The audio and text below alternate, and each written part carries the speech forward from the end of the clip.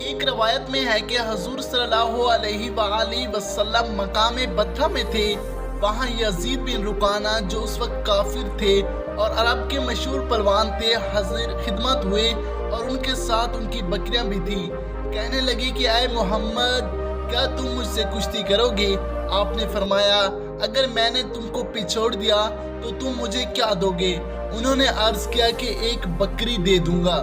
چنانچہ آپ نے کشتی کی اور ان کو پچھوڑ دیا، اور انہوں نے کہا کہ دوبارہ کشتی کرو گے تو آپ صلی اللہ علیہ وآلہ وسلم نے فرمایا کیا دو گے؟ کہا کہ ایک اور بکری دوں گا، اور پھر کشتی کی۔ آپ صلی اللہ علیہ وآلہ وسلم نے ان کو پھر پچھاڑ دیا۔ پلوان نے کہا کہ اے محمد، کبھی کسی کی ہمت نہیں ہوگی مجھے زمین پر گرائے، تم ہی وہ واحد ہو جنہوں نے مجھے پچھوڑا ہے۔ پھر وہ شخص مسلمان ہو گیا۔